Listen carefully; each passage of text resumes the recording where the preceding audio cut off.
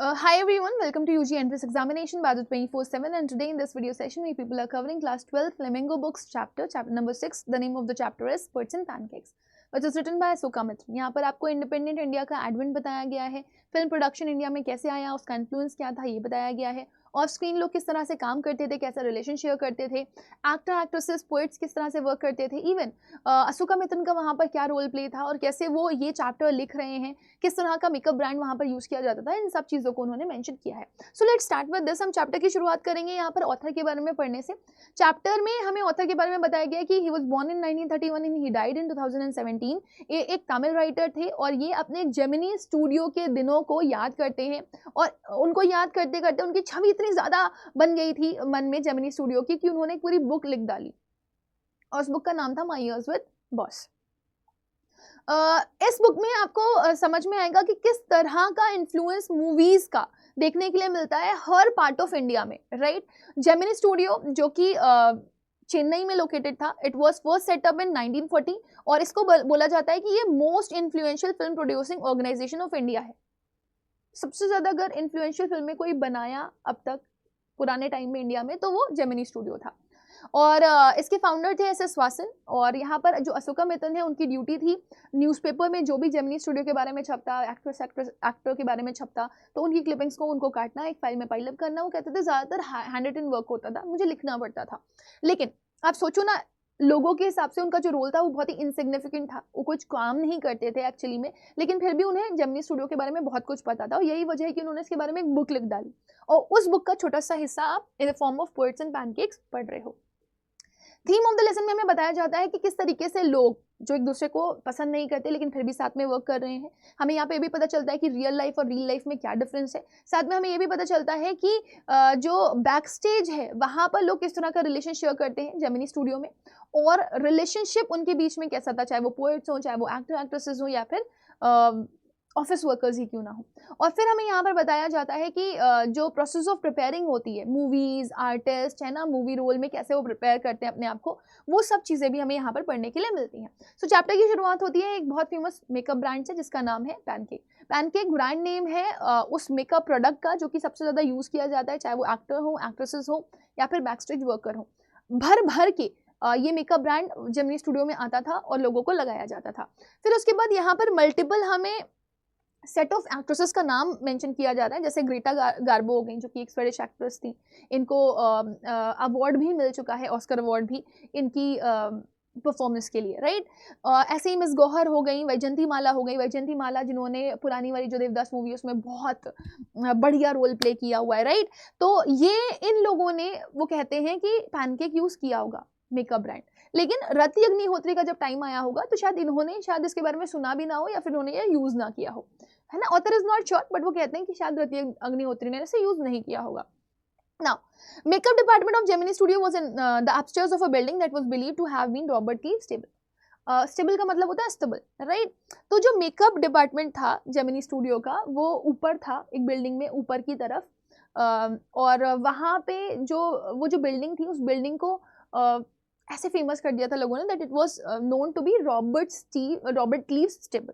Robert Clive का stable हुआ करता था वो. और ऐसे ही दर्जन भर बिल्डिंग सिटी में आपको देखने के लिए मिल जाएंगी जो कि उसकी रेजिडेंस बताई जाती हैं, मतलब रॉबर्ट क्लीव की. For his brief life and an even briefer stay in Madras. ये भी बताया जाता है कि किस तरीके से वो बहुत ज़्यादा प्रोमिनेंट था इन मद्रास और कितनी टाइम तक वो रहा, है ना. तो ये जो रॉबर्ट क्लीव है वो एक इंग्लिशमैन है, ठीक है ना, एक इंग्लिश सोल्जर है या फिर आप स्टेट्समैन बोल सकते हो जिसने अपना ब्रिटिश पावर इंडिया में एक्सपैंड किया था. तो Robert Clive seems to have done a lot of moving besides fighting some impossible battles in remote corners of India.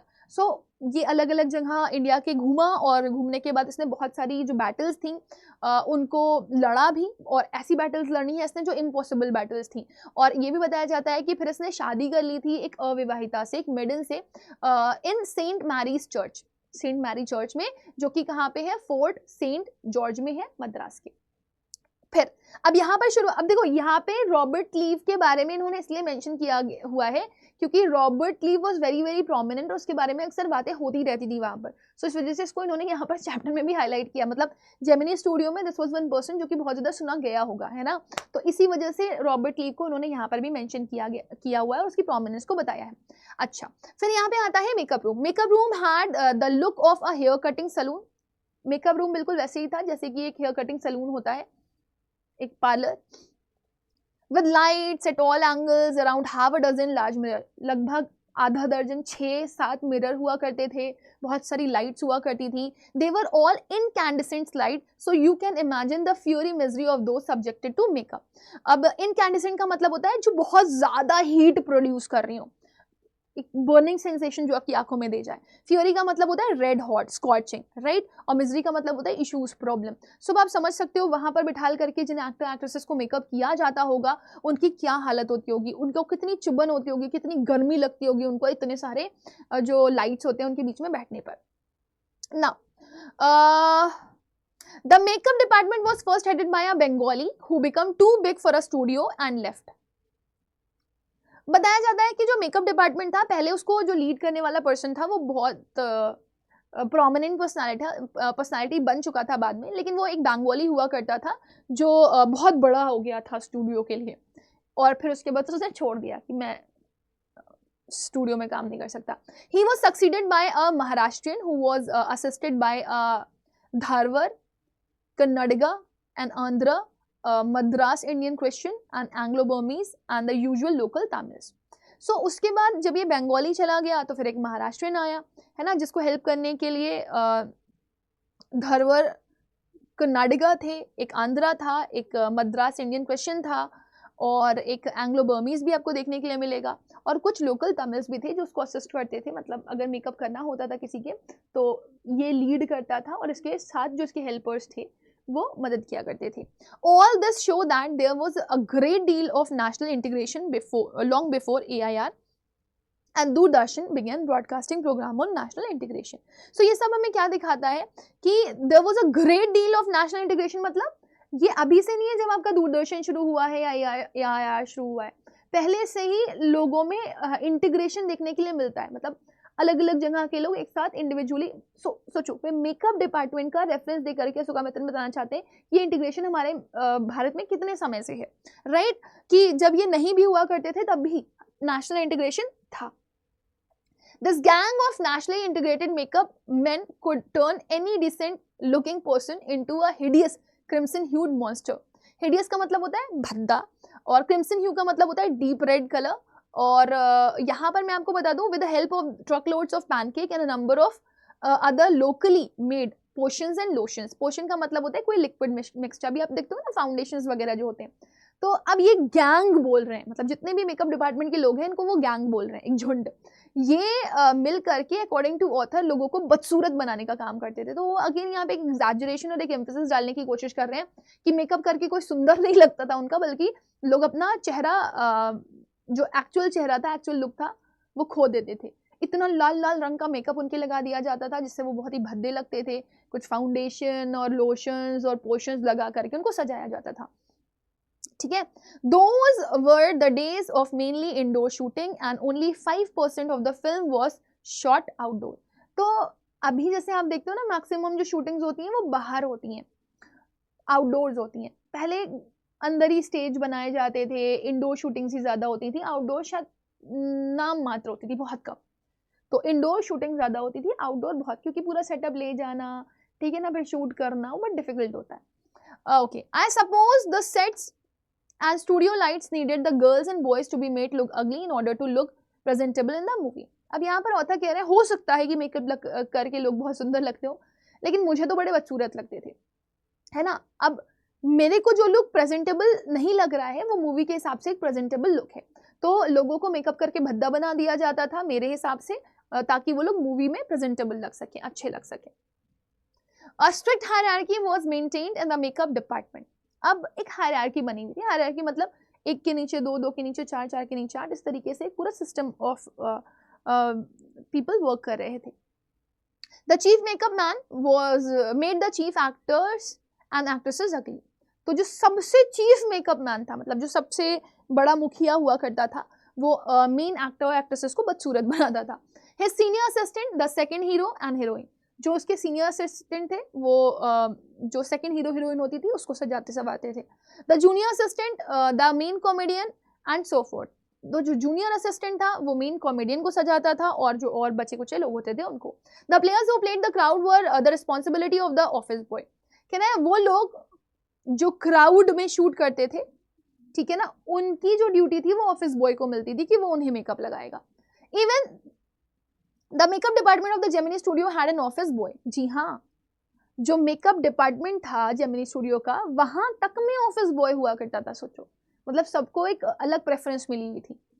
Now on the days when there was a crowd shooting, you could see him mixing his paint in a giant vessel and slapping it on the crowd players. अब थोड़ा थोड़ा ना, अब यहाँ पे satirical tone में आपके author बात करते हुए आपको दिखाई दे रहे हैं. वो कहते हैं कि जी हाँ, जो ऑफिस बॉय था वो एक बड़ा सा भगोना या एक बड़ा सा वेजल ले लेता था जिसमें वो खूब सारा पोषण लोशन मिलाता था, और वो ऐसे थप्पड़ मार मार के लोगों को पेंट किया करता था. स्लैप पेंट मतलब ऐसे ऐसे करके तो पेंट करते हो ना. सो लोगों के चेहरे पेंट किया करता था, उन्हें सजाया करता था, प्रेजेंटेबल बनाता था for movie, but according to him they look ugly. Now the idea was to close every pore on the surface of the face in the process of applying makeup. He wasn't exactly a boy. He was in his early 40s, having entered the studios years ago in the hope of becoming a star actor or a top screenwriter, director or lyrics writer. He was a bit of a poet. अब ये बात सही है, जब मतलब makeup करवाने के लिए तैयारी करवाई जाती थी तो कुछ इस तरह से करवाई जाती थी कि अगर बहुत क्लोजअप भी लिया जा रहा है ना तो they also look perfect. So the idea was to close every pore on the surface of the face. हर एक दाग धब्बा जो भी है उसको भर देना है. वो इस तरीके से मेकअप लगाया जाता था लोगों के.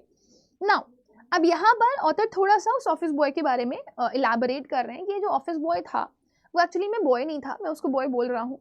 वो तब से ऑफिस बॉय के नाम से जाना जाता है जब वो बहुत यंग हुआ करता था, तब वो यहाँ पे आया था इस उम्मीद में कि वो कोई मेन एक्टर एक्ट्रेसेस का रोल करेगा, मेन एक्टर का रोल करेगा. लेकिन बेचारा यहाँ पर वो ऑफिस बॉय बन करके बैठा है. ना वो टॉप स्क्रीन राइटर बन पाया, ना वो डायरेक्टर बन पाया, और ना ही वो लिरिक राइटर बन पाया. ठीक है ना. He was a bit of poet. हाँ, थोड़ी बहुत कविताएं वो कर लेता था. ना in those days I worked in a cubicle. एक छोटा सा एक कॉर्नर, एक छोटा सा क्यूबिकल उन्हें दे दिया गया था. मतलब एक छोटी सी जगह जहाँ पर पूरा बंद पैक्ड एक छोटा सा हिस्सा बना दिया गया था. ऐसे करके, मतलब सपोज एक कोई रूम है, उस रूम में एक छोटा सा कॉर्नर पोर्शन पे एक हिस्सा दे दिया गया उनको, तो that is known as cubicle. ठीक है ना. Two whole side of which were French windows, और दोनों साइड पर उनके फ्रेंच विंडोज आपको देखने के लिए मिलेंगे. आई don't know at that time they were called French Windows. मुझे नहीं पता था उस समय उनको फ्रेंच विंडोज कहते हैं. Seeing me sitting at my desk tearing up newspaper day in and day out, most people thought I was doing next to nothing. It is likely that the boss thought likewise too. अब लोग मेरे आसपास होते थे और जब मुझे देखते थे कि मैं न्यूज़पेपर से कटिंग कर रहा हूँ, फाइल में चिपका रहा हूँ, तो लोगों को लगता था मैं कुछ नहीं कर रहा हूँ, मैं बेकारी काट रहा हूँ. और शायद हो सकता है कि बॉस का भी यही मानना.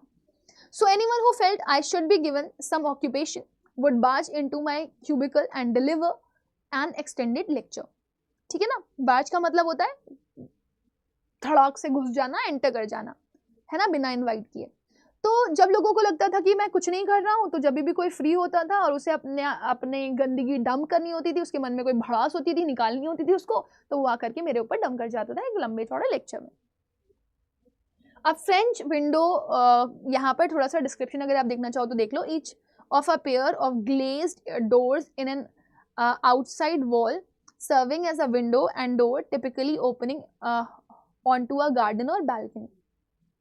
तो बेसिकली फ्रेंच विंडो किसे बोलते हैं? जो दोनों पेयर हैं ग्लेज डोर के, वो एक आउटसाइड वॉल की तरफ खुलते हैं.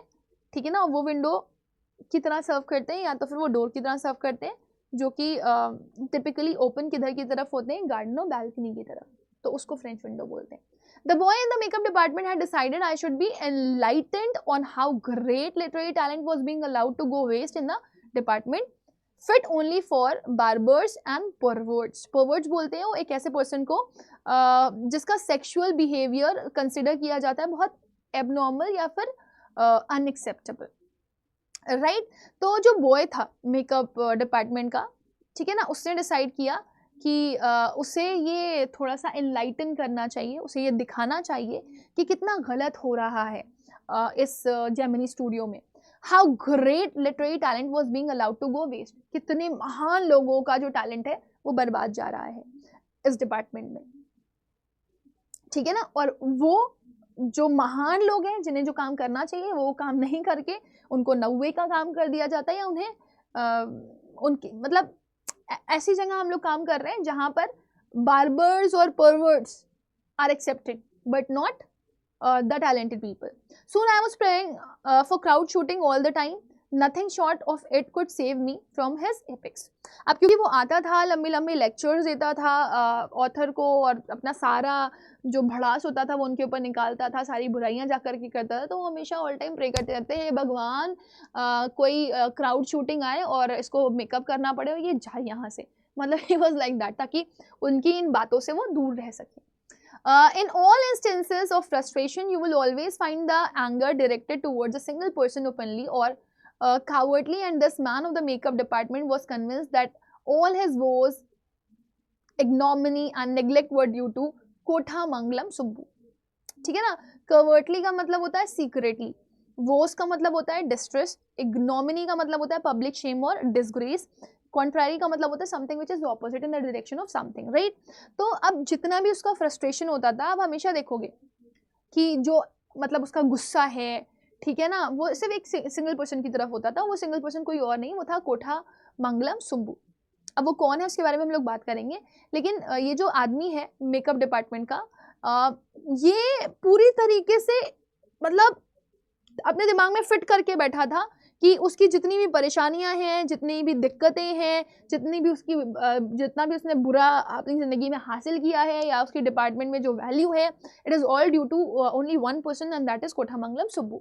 Subbu was the number 2 at Gemini studio. Number 2 क्यों बोला गया? क्योंकि उसको बॉस का राइट हैंड बोलते हैं, मतलब नंबर 2 बॉस के बाद अगर कोई आता है तो वो सुब्बू ही है.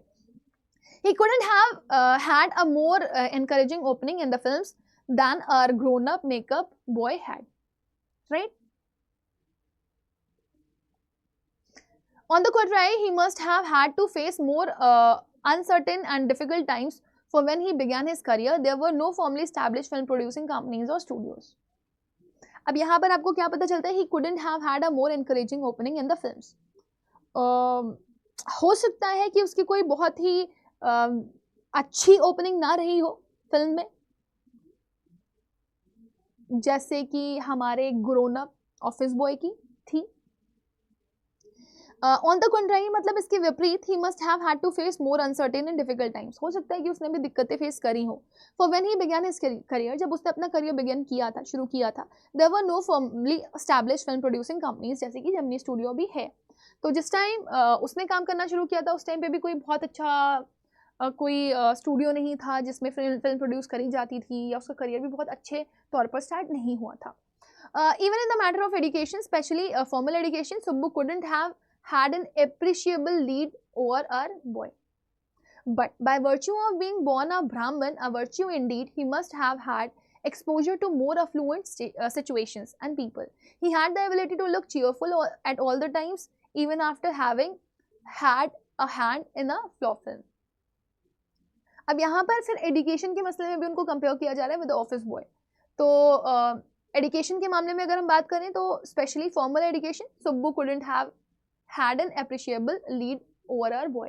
अगर एजुकेशन के बारे में भी बात करी जाए तो एजुकेशन में भी हमारा जो ऑफिस बॉय है वो कोई कम नहीं है सुब्बू के कंपैरिजन में, राइट. जो उनके हालात हैं वही उनके हालात भी हैं. लेकिन अब आप यहाँ पर अगर वर्च्यू में देखो, बिहेवियर में देखो, या फिर मॉरल स्टैंडर्ड्स में देखो, है ना, एक होता नहीं है कास्टिज्म को कभी कभी फेवर मिल जाता है, तो ऐसा यहाँ पर आप कंसिडर कर सकते हो कि behaviour showing high moral standards, good luck, है ना, किस्मत कह सकते हो आप, कि किस्मत से वो एक ब्राह्मण है और यही उसके लिए एक बहुत बड़ा उपकार है कि उसको एक अच्छा एक्सपोजर मिला हुआ है, कि उसकी सिचुएशन ज़्यादा अच्छी रहती है ऑफिस बॉय से और लोगों के साथ भी, तो उसको ज़्यादा वैल्यू किया जाता है ना. फ्लुएंट का मतलब होता है वेल्दी. अब यहाँ पे बताया जा रहा है कि अगर आप सुब्बू को देखेंगे तो सुब्बू हमेशा हंसता खेलता मुस्कुराता हुआ दिखाई देता है हर समय. इवन अगर कोई मूवी फ्लॉप भी हो जाती है तो भी वो खुश रहता है। ही always had work for somebody, उसके पास हमेशा किसी ना किसी के लिए कुछ ना कुछ काम रहता है। He could never do things on his own, वो कभी खुद से काम कुछ नहीं करता, वो लोगों को काम असाइन करता है। But his sense of loyalty made him identify himself with his principle completely and turn his entire creativity to his principles advantage। लेकिन यहाँ पे बोला जा रहा है जो उसकी लॉयल्टी है, मतलब उसको ऐसा बोला गया है कि एक तो सुब्बू इंटेलिजेंट है, दूसरा उसका अपर हैंड भी है, वो बॉस का सेकंड हैंड है, मतलब बॉस के बाद अगर कोई आता है तो वो आता है, और दूसरी चीज़ ये है कि वो लॉयल भी बहुत है, और उसकी जो लॉयल्टी है टुवर्ड्स दिस ऑर्गेनाइजेशन है ना, टुवर्ड्स जेमिनी स्टूडियो है ना, वही उसको एक आइडेंटिफिकेशन दिलाती है अपने आप में। With his principal completely and turn his entire creativity to his principal advantage, और यही वजह है कि उसको एडवांटेज भी यहाँ पर मिलता है। उस देखो ऑब्वियसली चीज़ है ना, जब आप किसी कंपनी के सगे बनोगे तो कंपनी वालों को लगेगा हाँ ये बंदा मेरे लिए अच्छा है, तो ये हमारे काम आ सकता है, तो ये लॉन्ग रन में जाएगा। तो वही सुब्बू के भी कुछ हालात हैं। He was tailor made for films. Here was a man who could be inspired when commanded. The rat fights the tigress underwater and kills her, but takes pity on the cubs and tends them lovingly. I don't know how to do the scene, the producer would say, and Subbu would come out with 4 ways of the rat pouring affection on its victim's offering. Good, but I'm not sure it is effective enough, the producer would say, and in a minute Subbu would come out with 14 more alternatives.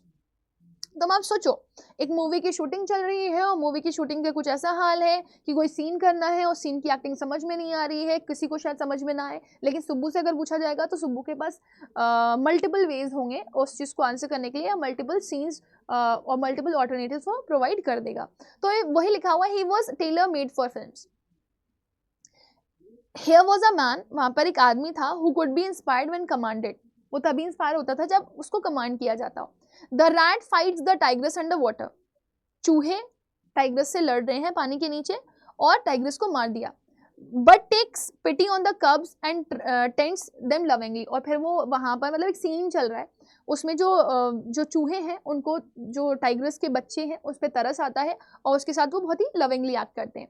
I don't know how to do the scene, उनको नहीं पता था कि वो scene कैसे करना है, लेकिन जो प्रोड्यूसर है, the producer would say, producer कह सकता था कि Subbu would come out with 4 ways of the rat pouring affection on it's victims offering. तो प्रोड्यूसर डेफिनेटली आकर के आपको ये बोलेगा कि सुब्बू इसके बहुत सारे सोल्यूशन दे सकता है, good, but I am not sure it is effective enough, लेकिन मुझे नहीं लगता कि वो इफेक्टिव होगा। The producer would say and in a minute Subbu would come out with 14 more alternatives. तो प्रोड्यूसर कहते हैं सुब्बू आएगा, सुब्बू सोल्यूशन देगा, लेकिन उन्हें लगता है कि सुब्बू सोल्यूशन नहीं दे सकता, लेकिन सुब्बू आता है 14 अल्टरनेटिव के साथ। मतलब ऑथर कहीं ना कहीं आपको ये बताने की कोशिश करें कि देखो, अगर सुब्बू का एक अपर हैंड है तो उसके पीछे सुब्बू एक बहुत बड़ा रीजन है, उसके साथ जो एक्सपीरियंसेस हैं लाइफ के वो उसको इस लायक बनाते हैं। Film making must have been and was so easy with a man like Subbu around, and if ever there was a man who gave direction and definition to Gemini Studio during its golden years, it was Subbu। तो अब author कहते हैं यहाँ पे film making बहुत आसान है इस आदमी के लिए, या इसके आसपास अगर फिल्म मेकिंग हो रही है तो बहुत इजी हो जाती है, क्योंकि वो इतने अच्छे डायरेक्शंस देता है। और तो और उसके बिना I think Gemini studio is like worthless हो जाएगा वो, क्योंकि कोई सजेशन देने वाला ही नहीं होगा। और जब जब उसके सजेशंस आए हैं तो जेमिनी स्टूडियो अपने गोल्डन ईयर्स में रहा है, ठीक है। जब जब गोल्डन ईयर्स जेमिनी स्टूडियो के आए हैं तो वहां पे सजेशन देने वाला बंदा अगर आपको कोई दिखाई देगा तो वो सुब्बू ही है। Subbu had a separate identity as a poet, and though he was certainly capable of more complex and higher forms, he deliberately chose to address his poetry to the masses। अब सुब्बू यही नहीं करता, बल्कि सुब्बू लेखक भी है और वो केपेबल है अच्छा लिखने का, ज़्यादा कॉम्प्लेक्स लिखने का, हायर फॉर्म्स लिखने का, और तो और he deliberately chose to address his poetry to the masses. उसकी आदत है कि वो जो भी पोएट्री चूज करता है वो मासेस को एड्रेस कर रही होती है। His success in films overshadowed and dwarfed his literary achievements। उसकी जो सक्सेस है फिल्म में वो ओवरशैडो करती है और ड्वार्फ करती है उसके लिटरेरी अचीवमेंट को। मतलब कहीं ना कहीं वो एक अच्छा पोएट बन सकता था, बट जो चीज़ें अदर वर्क है उसके, वो उसके ऊपर कहीं ना कहीं यहाँ पर उसको साइडलाइन करते हैं, ठीक है ना। और सो हिज क्रिटिक्स फेल्ट, और उसके क्रिटिक्स भी यही मानते हैं कि शायद अगर सुब्बू फिल्म मेकर नहीं होता तो वो एक अच्छा पोएट होता।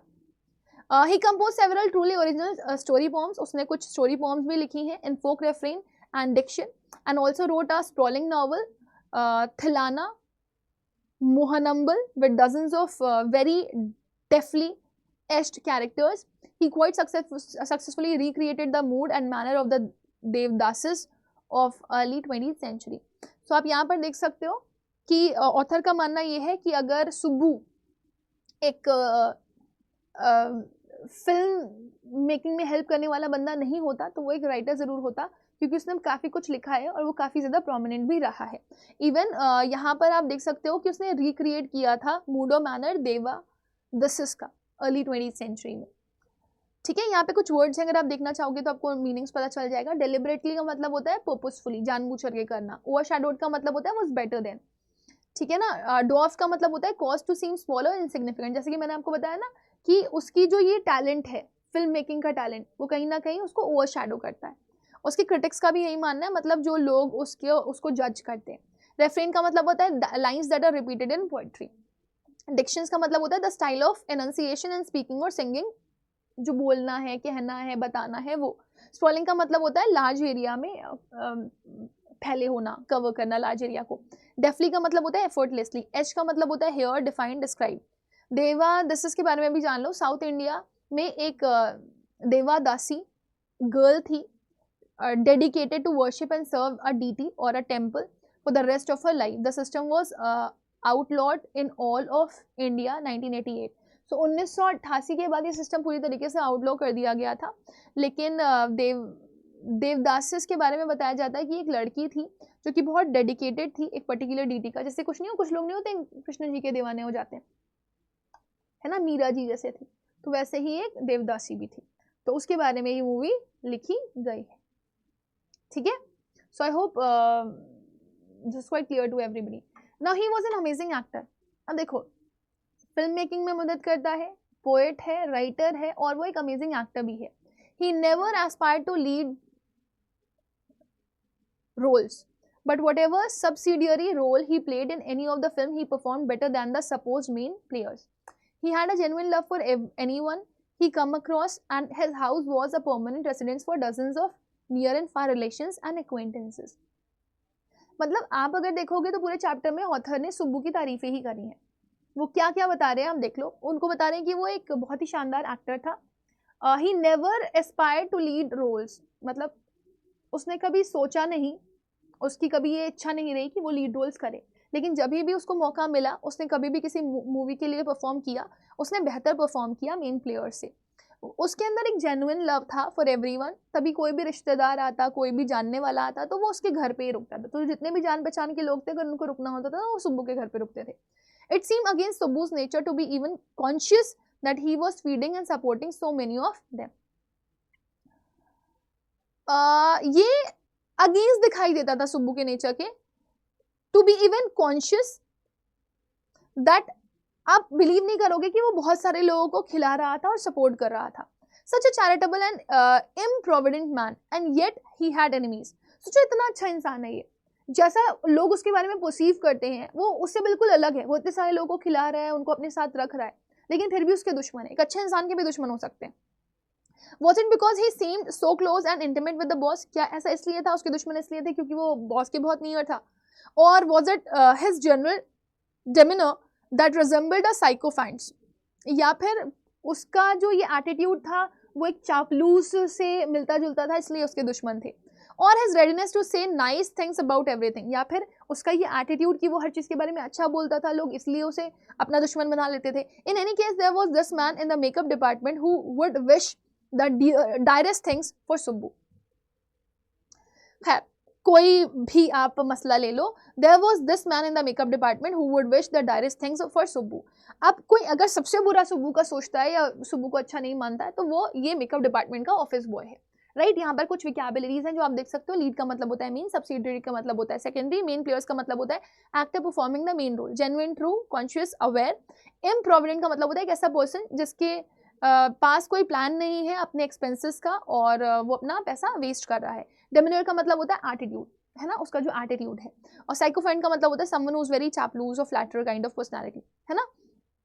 नाउ डायरेस का मतलब होता है terrible. Now look at this, you saw Subbu always with the boss but in the attendance role he was grouped under the department called the story department comprising a lawyer and an assembly of writers and poets।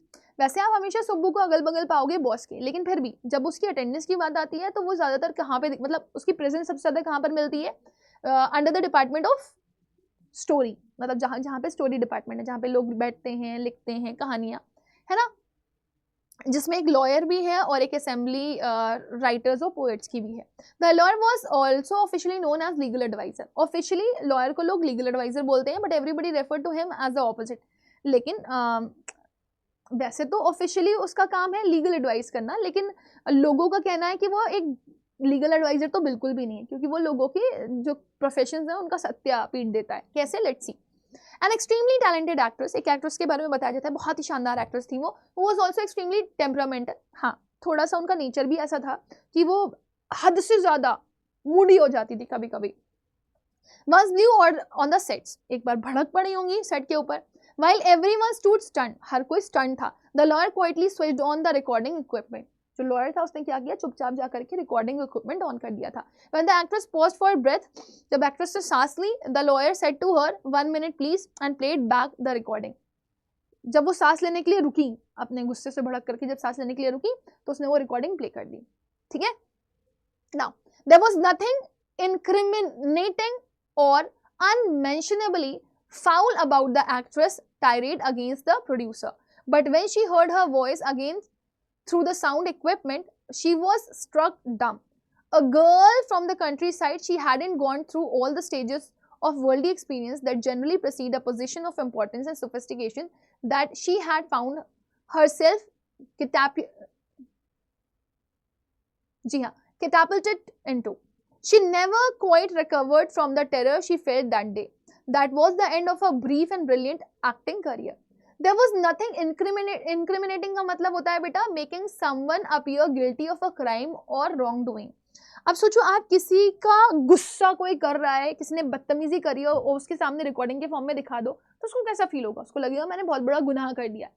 और unmentionably foul about the actress tirade against the producer. ठीक है ना, foul का मतलब होता है bad, tired का मतलब होता है लॉन्ग और एंग्री स्पीच ऑफ क्रिटिसिज्म और एक्यूजेशन। अब उसने जो गुस्सा किया था वो प्रोड्यूसर के बारे में था, और प्रोड्यूसर के बारे में उसने अपनी ही बातों को जो कहा गया था वो सुन लिया, तो बहुत घबरा गई कि मैंने इतना कुछ बोल दिया, it is recorded, if it comes front क्या होगा। But when she heard her voice again through the sound equipment, she was struck dumb. तो वही है कि उसने सोचा नहीं था कि वो इतना कुछ कह जाएगी, लेकिन जब उसने अपनी आवाज सुनी तो वो एकदम हैरान रह गई। A girl from the country side, एक लड़की जो कि कंट्री के किसी कोने से आती है। She had gone through all the stages of world experience, जिसने दुनिया के सारे एक्सपीरियंसेस देखे हैं। That generally proceed a position of importance and sophistication, जिसकी इतनी इज्जत है, मतलब इतनी वैल्यूएबल एक्ट्रेस है वो।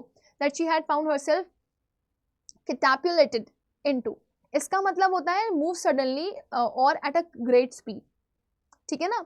She never quite recovered from the terror। अब वो अचानक से एक ऐसे माहौल में से उसको फंसा सा महसूस हो रहा था कि एक ऐसी लड़की जो कहीं कोने से आती है, जिसने इतनी मेहनत करी, स्ट्रगल किया, अपनी इमेज बनाई, और आज आकर के उसकी इमेज की ऐसी धज्जियां उड़ रही हैं, तो वो डर गई थी, है ना। और वो उस डर से, उस सदमे से कभी उभर ही नहीं पाई, और वो उस ब्रिलियंट एक्टर के, एक्ट्रेसेस के करियर का एंड था। The legal advisor, who was also a member of the story department, had unwittingly brought about that sad end। अब जो लीगल एडवाइजर था, जो कि स्टोरी डिपार्टमेंट का मेंबर भी था, उसको शायद पता भी नहीं था कि इसका जिम्मेदार वो है। While every other member of the department wore a kind of uniform, हालांकि डिपार्टमेंट में हर कोई जो था वो एक तरह की यूनिफॉर्म पहनता था, khadi dhoti with a slightly oversized and clumsily tailored white khadi shirt, एक शर्ट के साथ, है ना। खादी खादी बहुत चलन में था उस टाइम पे, तो खादी धोती पहनते थे और एक वाइट खादी शर्ट पहनते थे। द लीगल एडवाइजर वोर पैंट्स, जो लीगल एडवाइजर था वो पैंट पहनता था, टाई पहनता था, और समटाइम्स कोट भी पहनता था। That look like a coat of mail. Coat of mail का मतलब होता है protective garment made of linked metal rings और ऑफ ओवरलैपिंग मेटल प्लेट्स। ठीक है ना। सो ये कोर्ट ऑफ मेल के बारे में यहाँ पे मेंशन है कि कोर्ट ऑफ मेल होता क्या था। तो थोड़ा सा लीगल एडवाइजर आपको यहाँ पर डिफरेंट देखने के लिए मिलेगा, बट बाकी लोग आपको कॉमन दिखाई देंगे, वही धोती पहने हुए khadi. Now often he looked alone and helpless, अक्सर जो ये लीगल एडवाइजर है वो आपको हेल्पलेस ही दिखाई देगा। A man of cold logic in a crowd of dreamers. Cold logic का मतलब है logic that fails to consider human factors such as culture, language, social dynamics, personality and emotion. बहुत अलग थी उसकी सोच। A neutral man in an assembly of Gandhis and khadis, जहाँ पे लोग गांधीज और खादीज को इतना फॉलो करते थे, वहां पर वो अपने हुलिये से, अपने कल्चर से, अपने थॉट से बहुत डिफरेंट था। Like so many of those who were close to the boss, he was allowed to produce a film, and though a lot of raw stock and pancake were used on it, not much came of the film. That then one day the boss closed down the story department, and this was perhaps the only instance in all the human history where a lawyer lost his job because the poets were asked to go home. ठीक है। सो author बताते हैं कि बहुत सारे लोग boss के बहुत क्लोज थे और उसको अलाउ था फिल्म प्रोडक्शन, है ना, मतलब वो लीगल एडवाइजर जो था उसको भी अलाउ था फिल्म प्रोडक्शन। एंड दो अ lot of raw stock and pancake were used on it, तो जब वो मतलब फिल्म मेकिंग होती थी तो बहुत सारा पैनकेक यूज किया जाता था, है ना। Not much came of the film. Then one day, अब एक दिन मतलब अब यही सब है कि फिल्म प्रोडक्शन चल रहा है, मेकअप ब्रांड यूज हो रहे हैं, चीज़ें हो रही हैं, लेकिन एक दिन बॉस ने स्टोरी डिपार्टमेंट को बंद कर दिया। और शायद ह्यूमन हिस्ट्री में ये पहली बार देखा गया था कि एक लीगल एडवाइज़र की जॉब इस तरीके से जा रही है, क्योंकि वो स्टोरी डिपार्टमेंट का मेंबर है और उन्हें घर जाना पड़ा है, इसी वजह से लीगल एडवाइज़र को भी घर जाना पड़ा है। Gemini studio was the favourite haunt of poets like SDS Yogiyar, Sangu Subramanyam, Krishna Shastri and Harindranath Chattopadhyay. तो जेमिनी स्टूडियो बोलते हैं कि मतलब it was a favourite haunt. Favourite हॉर्न का मतलब एक ऐसी जगह जहाँ पर आप बहुत ज़्यादा फ्रीक्वेंटली जाना पसंद करते हो। तो SDS योगियर हो गए, संगू सुब्रमण्यम हो गए, कृष्णा शास्त्री हो गए, या फिर हरिद्रनाथ चट्टोपाध्याय हो गए, इनका मतलब एक शौकिया जगह थी ये to stay. It had an excellent mess, बहुत अच्छी मेस थी वहाँ पर जहाँ पे कॉफ़ी सप्लाई करी जाती थी, good coffee at all the times of the day and for most part of the night. पूरे दिन कॉफ़ी चलती थी और रात में भी चाय कॉफ़ी मिलती थी। Those were the days when Congress rule meant prohibition and meeting over a cup of coffee was rather satisfying entertainment. Prohibition का मतलब होता है the act of forbidding something. So वो जो समय था वो एक ऐसा टाइम था जब कांग्रेस was in rule और उसका सब ऑपोज कर रहे थे और वहाँ पर कप ऑफ कॉफ़ी की मीट पर सब बैठते थे। तो it was a time of entertainment कि लोग बैठते थे, बातें होती थी, क्या होना चाहिए क्या नहीं होना चाहिए उसके बारे में डिस्कशन होता था। Barring the office boy and a couple of clerks, everybody else at the studios radiated leisure a pre requested for poetry. Office boy को छोड़ करके, कुछ कपल ऑफ क्लर्क को छोड़ करके हर कोई स्टूडियो में आपको रेडिएट करता हुआ दिखाई देगा, ये लेजरली टाइम, है ना। और वहाँ पे फिर वही शौकिया पोएट्री अंदाज चलते रहते थे सबके। मोस्ट ऑफ देम वोर खादी, ज़्यादातर लोग खादी पहनते थे और गांधी जी को वर्शिप करते थे, but beyond that they had not the faintest appreciation for political thought of any kind. लेकिन उनका इस चीज़ में किसी भी तरह का कोई लेना देना नहीं था कि वो किसी पॉलिटिकल थॉट को फॉलो कर रहे हो। Naturally they were all averse to the term communism, ये सब लोग अपोज में ही रहते थे कम्युनिज्म के। A communist was a godless man, he had no filial or conjugal love, he had no compunction about killing his own parents or his children. He was always out to cause and spread unrest and violence among innocent and ignorant people. Such notions, which prevailed everywhere else in South India at that time, also naturally floated about vaguely among the khadi-clad poets of Gemini Studio. Evidence of it was soon forthcoming. So communist के बारे में यहाँ पर आपको एक definition दी गई है जिसको आप पढ़ोगे तो आपको समझ में आएगा। कम्युनिस्ट एक गॉडलेस मैन कहा जाता था। He had no filial or conjugal love. Filial का मतलब होता है something which is related to son or daughter, मतलब ना ही अपने बच्चे से प्यार हो, ना अपने लड़के से प्यार हो, और कॉन्जुगल मतलब ना ही अपनी बीवी से प्यार हो, है ना। मतलब जो कम्युनिस्ट होते हैं उनको किसी से प्यार नहीं होता, ऐसा माना जाता था। He had no reluctance about killing his own parents, मतलब अगर उसको अपने बच्चों को और अपने पेरेंट्स को मारना भी पड़ जाए ना तो वो मार दे। तो he was always out to cause and spread unrest and violence. Communist ऐसे कंसिडर किए जाते थे कि वो हमेशा एक हलचल मचा के रखते हैं और इनोसेंट पीपल और जो इग्नोरेंट पीपल हैं उनके बीच में, जिनको कुछ पता नहीं है। सो जो लोग अवेयर हैं वो कम्युनिस्ट को कभी भी सपोर्ट नहीं करेंगे। इस तरह का जो थॉट था prevailed everywhere else in south India at that time also. So south India में ये थॉट सब जगह फैला हुआ था कम्युनिस्ट के बारे में। Naturally floated about vaguely among the khadi-clad poets of Gemini Studio. Evidence of it were soon forthcoming. Forthcoming का मतलब होता है about to happen or near, right? So अभी naturally आपको ये चीज़ समझ में आएगी कि भले ही जो खादी पहनने वाले poets वहाँ पर थे, लेकिन they were in the opposition of the communist also. Well, Frank Buchman's moral rearmament army, some 200 strong, visited Madras sometime in 1952. They could not have found a warmer host in India than Gemini Studios. अब यहाँ पर आपको पता चलेगा कि Frank बुचमन की moral रिआर्ममेंट army कुछ 200 लोग थे उसमें, वो मद्रास में आई थी 1952 में, है ना। और they could not have found a warmer host in India than Gemini studio. उनकी इतनी अच्छी होस्टिंग कहीं नहीं हो सकती थी जितनी अच्छी उनकी जेमिनी स्टूडियो में हुई। Someone called the group an international circus. कोई बताता है कि इस ग्रुप को इंटरनेशनल सर्कस के नाम से भी जानते हैं। They weren't very good on the trapeze and their acquaintance with animal was only at the dinner table. Trapeze का मतलब होता है एक horizontal bar hanging with 2 ropes and free to swing used by acrobat in circus, right. तो they weren't very good on the trapeze, मतलब वो रस्सियों पे बहुत अच्छे से काम नहीं कर पाते थे। And their acquaintance with the animal was only at the dinner table. और अगर मतलब एक तरह का सटायर मारा गया, उनकी जो जान पहचान थी जानवरों से, जैसे जानवरों के साथ बहुत फ्रेंडली होते हैं सर्कस के लोग, ये लोग खाली जान पहचान खाने के टाइम पर बनाने आते थे। सो खाने में they eat but they presented 2 plays in a most professional manner. लेकिन उन्होंने 2 plays किए थे जो बहुत ही प्रोफेशनली डन थे। एक तो जोधाम वैली था और दूसरा the forgotten factor. ran several shows in Madras and along with the other citizen of the city, the Gemini family of 600 saw the plays over and over again. अब ये दो जो प्लेस थे वो इतने पॉपुलर थे मद्रास में कि इनको बार बार देखा गया, है ना। तो जेमिनी फैमिली ऑफ 600 पीपल ना saw this place over and over again, मतलब दिस वाज सो पॉपुलर। 2 ही प्ले इन्होंने किए थे जो बहुत अच्छे से प्रेजेंट किए गए थे और उसको बहुत ज़्यादा सराहा भी गया था। The message of the plays were usually plain and simple होमिलीज।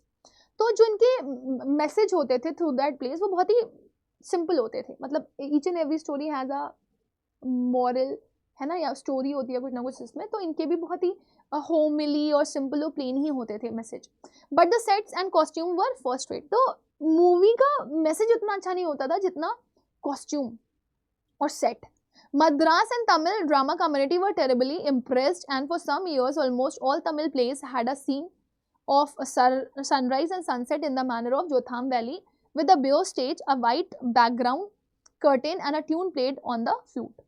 So यहाँ पे बताया जाता है मद्रास और तमिल ड्रामा कम्युनिटी इतनी ज़्यादा इम्प्रेस हो गई थी कुछ साल इन, मतलब जितने भी तमिल प्लेस थे अगर आप देखोगे उनको तो उसमें ये सीन आपको ज़रूर देखने के लिए मिलता था जोधाम वैली का सनराइज सनसेट, है ना, और पीछे एक वाइट बैकग्राउंड के साथ आपको एक वाइट बैकग्राउंड कर्टेन आपको देखने के लिए मिलता था, ट्यून प्ले हो रही थी फ्लूट में। तो ये सीन आपको हमेशा देखने के लिए मिलता था and this was taken from जोधाम valley only. It was some years later that I learned that the MRA was a kind of counter movement to international communism and the big bosses of Madras like Mr. Vasan simply played into their hands. So author को बहुत बाद में पता चला कि ये भी एक तरह की मूवमेंट को परफॉर्म कर रहे हैं MRA, जो कि इंटरनेशनल कम्युनिज्म मूवमेंट है, और इसको सपोर्ट करने वाले हमारे बॉस भी हैं, उनका भी हाथ है इसमें। I am not sure however that this was indeed the case for the unchangeable aspect of these big bosses and their enterprises remain the same, MRA or no MRA, international communism or no international communism. कह रहे हैं मैं इस बात को लेकर के sure नहीं था that this was indeed the case कि ये मसला है for the unchangeable aspect of these big bosses. ये जो बड़े बड़े बॉसेस होते हैं इनका क्या नज़रिया है, ये क्यों कर रहे हैं ये सब, I don't have any idea, और ये क्यों ये एंटरप्राइजेस चला रहे हैं, है ना। अब ये MRA हो या MRA ना हो, इंटरनेशनल कम्युनिज्म हो या फिर इंटरनेशनल कम्युनिज्म ना हो, आई डोंट नो, मतलब आई am not sure about this. The staff of Gemini studio had a nice time hosting 200 people of all huge and sizes of at least 20 nationalities. जो Gemini studio का staff था वहाँ पर मतलब एक अच्छी होस्टिंग हो जाती थी। तो यहाँ पे वही चीज़ बता रहा है, जो स्टाफ है जेमिनी स्टूडियो का, had a nice time hosting of 200 people of all huge. Huge का मतलब होता है कॉम्प्लेक्शन एंड साइजेस, सबको ही आपको देखने के लिए मिल सकता है। अलग अलग नेशनैलिटीज़ के लोग भी आपको यहाँ पे देखने के लिए मिल सकते हैं। It was such a change from the usual collection of crowd players waiting to be slabbed with thick layer of makeup by office boy in the makeup department. तो कह रहे हैं ये एक बहुत बड़ा चेंज था, है ना, एक यूजुअल कलेक्शन से। आप समझो ना, जेमिनी स्टूडियो के स्टाफ में 200 लोग आपको देखने के लिए मिल रहे हैं, और वो अलग अलग कॉम्प्लेक्शन के हैं और अलग अलग साइज़ के हैं, अलग अलग नेशनैलिटी से बिलोंग करते हैं। तो वो बहुत डिफरेंट था उस बिग क्राउड से जिसको ऑफिस बॉय अक्सर पेंट किया करता था। A few months later the telephone lines of the big bosses of Madras burst, and once again we at Gemini Studio cleared a whole shooting stage to welcome another visitor. अच्छा, कुछ महीने बाद जो big bosses के phones थे वो बजना शुरू हो गए मद्रास में जेमिनी स्टूडियो में, और फिर हमें पता चला कि एक और कोई विजिटर आ रहा है। All this said was that he was a poet from England. सबको ये पता था कि एक कवि है जो कि इंग्लैंड से है। The only poet from England the simple Gemini staff knew or heard of were Wordsworth and Tennyson. कुछ गिने चुने जो राइटर्स हैं जिनके बारे में सुना था जेमिनी स्टूडियो के स्टाफ ने, वो एक तो वर्ड्सवर्थ थे और दूसरे टेनिसन थे। अब ये कौन से आ रहे हैं भगवान जाने। The more literate ones knew of Keats, Shelley and Byron. और कुछ जो और पढ़े लिखे लोग थे वो कीट्स के बारे में जानते होंगे, शेली के बारे में जानते होंगे, बायरन के बारे में जानते होंगे, बट ये कौन थे God knows. And one or two might have faintly come to know of someone by the name Eliot who was the poet visiting the Gemini studio now. कुछ लोग इलियट को भी जानते थे, लेकिन अब ये कौन सा पोएट है जो यहाँ पर आ रहा है भगवान जाने। He is not a poet, वो पोएट नहीं है, वो एक एडिटर है। That's why the boss is giving him a big reception. इसी वजह से बॉस उसे इतना बड़ा रिसेप्शन दे रहे हैं, वो एक एडिटर होगा पक्का। Vasan was also the editor of the popular Tamil weekly Ananda विकतन।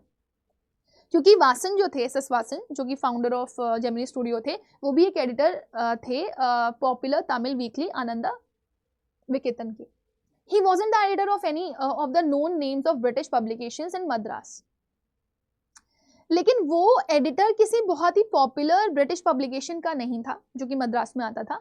That is those known at Gemini Studio, जो कि जेमिनी स्टूडियो के लोगों को बताओ। Since the top men of the Hindu were taking the initiative, the surmise was that the poet was the editor of a daily. Surmise का मतलब होता है guess, मतलब लोग वहाँ पे अलग अलग guess कर रहे थे, कुछ पता नहीं था लोगों को कि कौन है कौन नहीं है। जो since the top men of the Hindu were taking the initiative, the surmise was that the poet was the editor of a daily. मतलब लोगों को ये पता था कि कोई डेली है, उनके एडिटर हैं, वही है ये पोएट, और पता नहीं कौन। But not from the Manchester garden और द लंडन टाइम्स। तो अब ये है तो किसी डेली के एडिटर, लेकिन किसके हैं, मैनचेस्टर गार्डन और लंडन टाइम्स के तो नहीं है। That was all that even the most well informed among us new. तो जो सबसे जानकार बंदा था उसका भी कहना ये था कि एग्जैक्टली नहीं पता, बट हाँ एडिटर है, किसी डेली के लिए लिखते हैं, लेकिन वो कौन सा डेली है, वो कोई पॉपुलर डेली नहीं है, बट है वही। तो जो सबसे इन्फॉर्म बंदा था वहाँ जो सबसे इन्फॉर्म बंदा था जेमिनी स्टूडियो का, उसको भी यही पता था इनके बारे में। At last around 4 in the afternoon the poet arrive. फिर कुछ लगभग 4 बजे होंगे, पोएट आ गए। He was a tall man, very English, very serious and of course very unknown to all of us. अब ये बोलते हैं बहुत लंबे थे वो, है ना, और बहुत इंग्लिश में ही बातें कर रहे थे, और बहुत सीरियस थे, और बहुत ही अननोन भी थे, मतलब उन्हें कोई नहीं जानता था। Battling with half a dozen pedestal fans on the shooting stage, the boss read out a long speech. अब बहुत सारे लोग वहाँ पर खड़े हुए थे, और pedestal fans मतलब जो पैदल चल करके जो फैंस आए थे उनके बीच में अब जो बॉस थे उनकी स्पीच हुई। It was obvious that he new precious little about the poet. और उनकी स्पीच से साफ साफ पता चल रहा था कि उनको पोएट के बारे में नहीं पता, या फिर आप उनको एडिटर बोल दो। The speech was all in the most general terms and here and there, and it was peppered with words like freedom and democracy. तो उनकी जो स्पीच भी चल रही थी उसमें पोएट के बारे में ना के बराबर बात थी। जनरली जो उनकी स्पीच थी वो फ्रीडम, डेमोक्रेसी, इसी के बारे में थी। देन द पोएट स्पोक, और फिर उसके बाद पोएट बोले, मतलब second speech was of poet. He couldn't have addressed a more dazed and silent audience. उन्होंने एड्रेस तक नहीं किया वो उस ऑडियंस को जो कि उनको सुनने के लिए वहां पर आई थी। No one knew what he was talking about. अब वो जो बोल रहे थे उनकी भाषा किसी को समझ ही में नहीं आ रही थी। And his accent defeated any attempt to understand what he was saying. और जिस accent में वो बोल रहे थे तो इंसान समझने की कोशिश भी कर रहा था तो भी समझ नहीं पा रहा था कि ये कहना क्या चाहते हैं. The whole thing lasted about an hour, ये सब चीजें 1 घंटे चली. Then the poet left and we all disposed in utter bafflement. Bafflement का मतलब होता है कंफ्यूजन. पोएट भी चले गए, हम लोग भी चले गए फुल ऑफ कंफ्यूजन के साथ. What are we doing? क्या कर रहे हैं हम लोग? What is an English poet doing in a film studio which makes Tamil films for the simplest sort of people? एक इंग्लिश पोएट यहाँ क्या कर रहा है एक ऐसे स्टूडियो में जो कि तमिलियंस के लिए मूवी बनाता है. People who lives least afforded them the possibility of cultivating a taste of English poetry. People जिनकी जिंदगी बहुत लीस्ट अफोर्ड कर सकती है उनको, वहां पर ये इंग्लिश पोएट्री का क्या लेना देना है. The poet looked pretty baffled too, for he too must have felt the sheer incongruity of his talk about the thrills and travels of an English poet. तो मतलब बोलते नहीं है जो हाल दिल का उधर हो रहा था वो हाल दिल का इधर भी हो रहा था. सो पोएट वाज लाइक दैट कि जितने कंफ्यूज लोग हैं उतना ही कंफ्यूज वो भी हैं, क्योंकि उन्हें भी कुछ समझ में नहीं आ रहा है कि लोग उन्हें किस तरह से वेलकम करेंगे या लोगों का रिएक्शन क्या है मेरे लिए, क्योंकि जो वो बोल रहे थे ना उनकी भाषा उनको समझ में आ रही थी और ना जो चीयर था उनका उनको समझ में आ रहा होगा. कैसे समझ में आता, अननोन था वो. His visit remained an unexplained mystery. अब यहाँ पर ऑथर कहते हैं कि उसका आना तो एक मिस्ट्री बन चुका था. The great prose writers of the world may not admit it, but my conviction grows stronger day after day that prose writing is not and cannot be true pursuit of a genius. जो pros writer है world के वो भी इसे admit नहीं करते, लेकिन मेरा कन्विक्शन, मेरा बिलीव दिन पर दिन और स्ट्रॉन्गर होता जा रहा था कि जो प्रोज राइटिंग है is not and can not be the true pursuit of a genius. वो एक मतलब आप ऐसे बोल सकते हो कि कोई बहुत जीनियस इंसान ही प्रोज राइटिंग कर सकता है ना. परसूट का मतलब होता है the act of trying to achieve or get something. It is for the patient, persistent, persevering, drudge with a heart so shrunken that nothing can break it. बहुत मेहनत लगती है इसमें, मतलब आपको बहुत सब्र चाहिए होता है, कंसिस्टेंसी चाहिए होती है और लगातार आप वर्क करते रहो, मेहनत करते रहो. कई बार आपको फेलियर्स हासिल होंगे लेकिन फिर भी आप पूरी तरीके से डूबे रहो उसमें. कई बार आपको जब फेलियर हासिल हो रहे हो, आपका टूटने का नौबत है, लेकिन फिर भी आप टूटो ना, तब जाकर के आप एक अच्छे प्रोज राइटर बन सकते हो. Rejection slip don't mean a thing to him. Rejection slip मतलब अगर रिजेक्शंस मिल भी रहे हैं तो वो इफेक्ट नहीं करने चाहिए. He at once sets about making a fresh copy of the long prose piece and sends it on to another editor enclosing postage for the return of the manuscript. So अब author क्या कर रहे थे, एक बार वो एक fresh copy लिख रहे थे एक लॉन्ग प्रोज पीस की और उसको उन्हें सेंड करना था एक एडिटर को, ठीक है ना, बंद करके पोस्ट के फॉर्म में, क्योंकि उन्होंने हाथ से लिखा था उसको. manuscript refers to something written with hand. It was for such people that the Hindu had published a tiny announcement in an insignificant corner of an unimportant page. वो ऐसे लोगों के लिए था जो कि मतलब जो द हिंदू न्यूज़पेपर था उसमें पब्लिश किया गया था, एक छोटा सा अनाउंसमेंट था, एक बहुत ही अनपॉपुलर या आप अनइम्पॉर्टेंट कॉर्नर बोल सकते हो. द हिंदू न्यूज़पेपर के एक बहुत ही अनरेड कॉर्नर पर ये इन्फॉर्मेशन आई थी, तो उन्होंने ये किया, मतलब उनको लगा this is an opportunity and he can go for it. And a short story contest organise by a British periodical by the name The Encounter, और एक कॉन्टेस्ट भी ऑर्गेनाइज करवाया गया था जिसका नाम था encounter. Of course the encounter wasn't a known commodity among the Gemini literati. तो यहाँ पर वो ये भी बताते हैं कि जो जेमिनी के पढ़े लिखे लोग थे थोड़े बहुत, उनको इसके बारे में डेफिनेटली नहीं पता होगा. I wanted to get an idea of the periodical before I spent a considerable sum in postage sending in a manuscript to England. अब बोल रहे हैं कि मैं थोड़ा बहुत जानना चाहता था इसके बारे में इससे पहले कि मैं वहाँ पर जाऊँ और उसका पार्ट बनूँ, right. In those days, the British Council Library had an entrance with no long-winded signboards and notices to make you feel you were sneaking into forbidden area. So उस समय जो ब्रिटिश काउंसिल लाइब्रेरी थी वहाँ पर किसी का भी आने जाने की मनादी नहीं थी कि आपको लग रहा हो कि आप कहाँ आ गए हो, राइट. तो वो वहाँ पर चले गए. And there were copies of the encounter lying about in various degrees of freshness almost untouched by readers. तो कह रहे हैं वहाँ पे बहुत सारी कॉपीज थी एनकाउंटर्स की जो पढ़ी हुई थी और ऐसे एकदम ताज़ी किताबें थी जिनको लग रहा था किसी ने छुआ और पढ़ा भी नहीं है. When I read the editor's name, जब मैंने एडिटर का नेम पढ़ा, I heard a bell ringing in my shrunken heart. उनका जो एकदम सिकुड़ा हुआ दिल था उसमें एक घंटी बजी. It was the poet who had visited the Gemini studio. ये वही पोएट था जो जेमिनी स्टूडियो आया था. I felt like I had found a long lost brother and I sang as I sealed the envelope and wrote out his address. और उनको ऐसा लगा कि उनका बिछड़ा हुआ भाई उनको मिल गया. मतलब जो पोएट वहाँ पे आया था, बोलते ना इसी का ही तो इंतजार में कर रहा था, यही तो मेरा हाथी मेरा साथी है. मतलब एक होता नहीं है आपको आपका जैसा बंदा मिल गया, प्रोज राइटिंग वाला. सो वो एक पॉपुलर पर्सनालिटी थे और वो कहते थे इन्हीं को तो सर्च कर रहा था, खुशी से गाना गाने लगते हैं वो, और उसके बाद उनके एड्रेस पर लिखते हैं. I felt that he too would be singing the same song at the same time. मुझे ऐसा लगता है कि शायद वो सेम समय पर गाना गा रहे होंगे या खुश होंगे कि उनको भी उनका बिछड़ा भाई मिल रहा होगा, कि चलो ठीक है, जेमिनी स्टूडियो में कोई तो था जो मुझे जानता होगा. Long lost brothers of Indian films discover each other by singing the same song in the first reel and in the final reel of the film.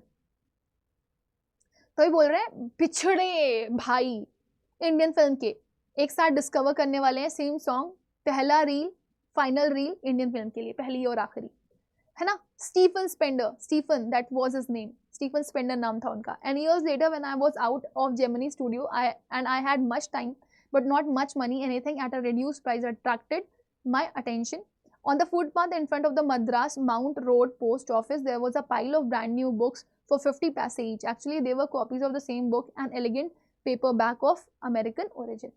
So यहाँ पर वो बताते हैं कि और फिर कुछ साल बाद जब वो जेमिनी स्टूडियो के बाहर खड़े हुए थे, and I had much time but not much money, उनके पास बहुत सारा समय था बट बहुत सारा पैसा नहीं था.